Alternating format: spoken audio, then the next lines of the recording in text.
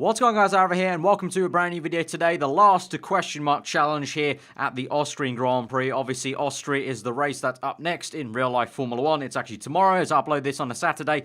And in today's challenge, we're going to be driving as Pascal Wehrlein Sauber car. Obviously, Austria last year was the place where Wehrlein got his first points for the Manor team in 2016. I don't think it's maybe going to be as successful in real life for him because the Sauber is a lot worse than the Manor car was relative to the grid. But here in the game on the 2017 mod, the same mod I use in the 2017 mod career, it could be a different story, and I think probably we're going to just try and get points if we can. I think it's going to be pretty much a last to points challenge if we can, but we'll see. You never know. Austria can sometimes be a little bit funny with the AI. Sometimes they can go a little bit slower in some of the corners, and you just never know what's going to happen on the game, really. So here we are in last place, 20th on the grid, because there's only 20 cars in 2017. We go to 5 red lights, and we're underway here in Wehrlein Sauber, as you can see from the mod career mod for the 2016 game. So we're going to go into turn 1 and see what we can do. Cautiously trying to maybe go down the inside of Vandoorne. Doesn't work out for us, but we're going to do a little bit of a switch back to him then. As a lot of cars bunch up there, Magnus are getting held up by Alonso, and Alonso loses out some time there, so we get ahead of both McLaren cars, and we can see one of the cars darting around, which is Romain Grosjean, the other Haas car down the inside of Palmer in the Renault car. We tried to maybe think about going down the inside of Magnus and locked up a little bit, thought better of it, but Alonso now is down around our outside, and he's actually got us for traction there. So the McLaren Honda may not have the power, but at least it's got the traction downforce off the corner. So we're going to have to try and re-overtake Alonso if we can down the inside. Maybe, no, we're going to think better of it and try and stick it behind. At this stage, really, of the race and the challenge, just trying to get used to the Sauber, of course. I've driven the Ferrari car in my career mode. That was a whole different world in terms of downforce. So just trying to get a suss out of how late I can really brake in the Sauber, how kind of early and like easy I can turn into the corners. Just trying to suss it out. Obviously, it's a 25% race, which adds to the challenge because there's not too many laps where I can actually adjust to the car and actually get these moves done. Eventually, I do kind of get up to speed a little bit as we go into lap 2, into the end of sector 1, on towards sector 2. We do eventually re-overtake Fernando Alonso, so we're back up into 17th place. So we've got 7 places to go until we get to those elusive points for the Sauber team. I say elusive, really. Obviously, Wehrlein already got points for Sauber in the real-life season with a brilliant strategy at Spain.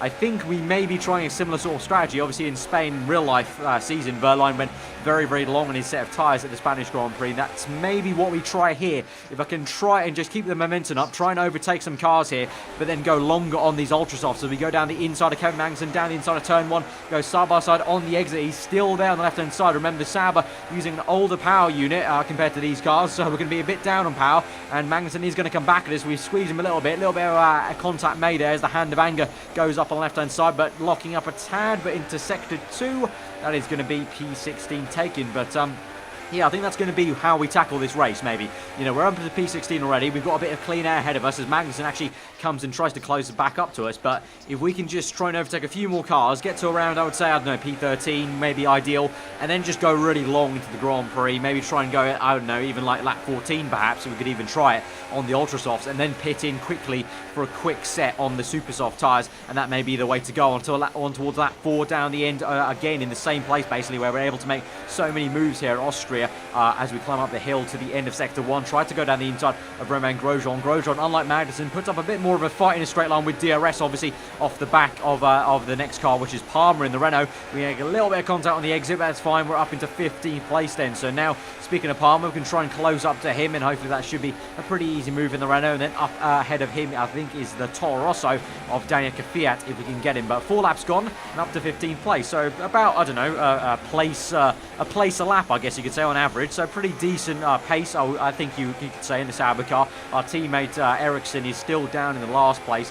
Obviously, I'm always going to perform better than the AI. It's not like real life. The AI a little bit worse than real life counterparts, which is good for us in the challenge. So now we're closing up on Jolyon Palmer, who's going to have a little bit of dirty air off Kvyat. So let's see if we can try and close up on him, setting green sector time in sector 2, getting a bit of time in that sector. We've got a little bit of fuel to burn potentially as well. Palmer looks like he's going to come into the pits. Yes, he is, as Hamilton sets the fast lap of the Grand Prix, obviously scrapping away probably against Vettel, and that's hopefully something we see in real life. But up into rich mix, opening DRS, basically using that rich mix and the clean air we've got now in the DRS to good use. And pretty much now, as I said, this is the time where we go a little bit longer. You can see Palmer made a pit stop as I make a mistake actually into turn 1, so just showing that even though it looks easy for now, there is a possibility I can make some mistakes in this Sauber car. But now's pretty much the chance where I think these guys will already be pitting. Kvyat, Hulkenberg up ahead, then you've got Stroll, I think that is, I'm assuming, the second Williams car in the row I'm guessing they'll be pitting soon, either this lap or the next lap. So this is the time where I basically just be a bit patient perhaps, and maybe just go for the longer stint and try and stretch the tyres out.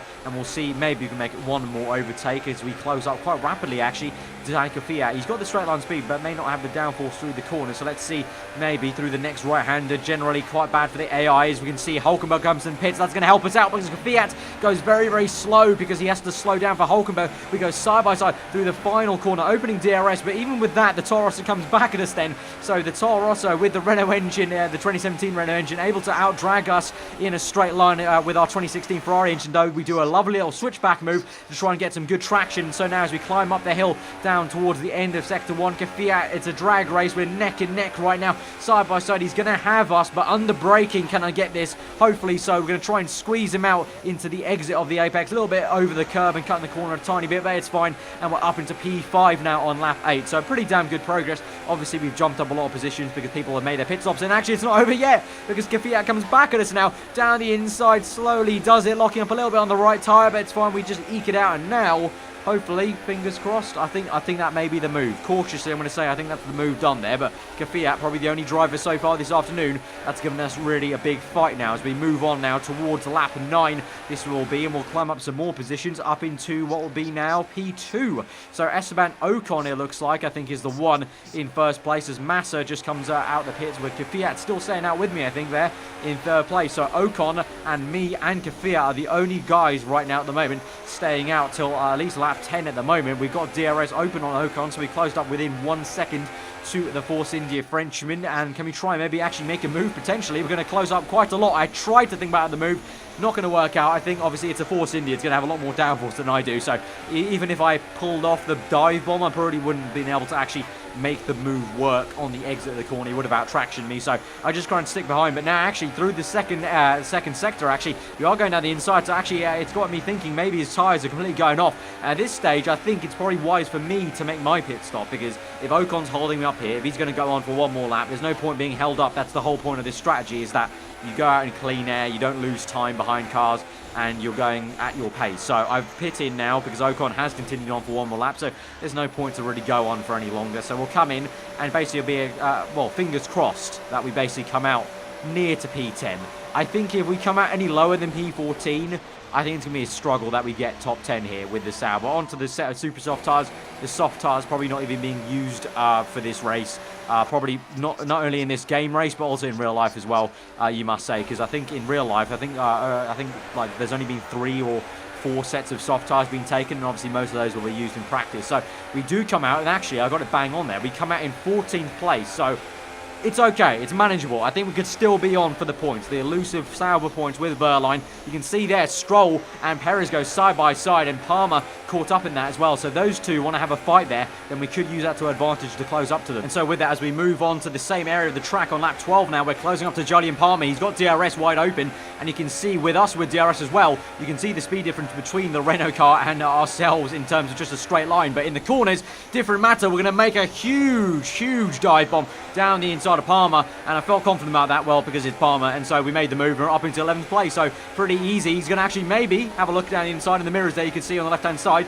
Thought about it momentarily, but no, we've got it. We've got the place, so we're fine. We're up into 11th place now.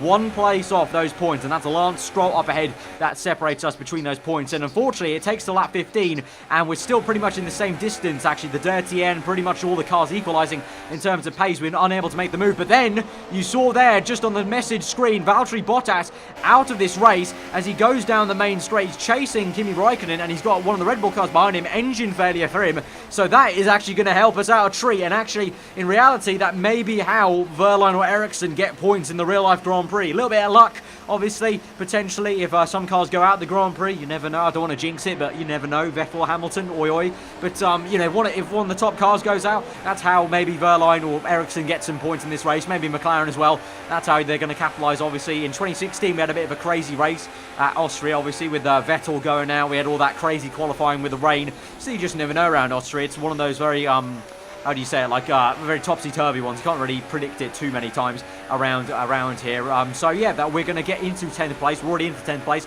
We're trying our best to actually catch up to Stroll here on the last lap of the Grand Prix. I'm actually pushing like a stabbed rat through the Sector 2. We've got Sebastian Vettel winning the race, so maybe will that be a prediction for the Grand Prix? Do let me know what you think the real-life race results will be in the comments below for tomorrow's race. But you can see I'm pushing as hard as I can with Rich Mix. We do close up to Stroll, but on the line, I run out of fuel. You can just about hear I've run out of fuel in the Sauber, unfortunately, so we're unable to get P9, but we have got P10, so successful challenge, I think, in my opinion, to get points in the Sauber with Wehrlein.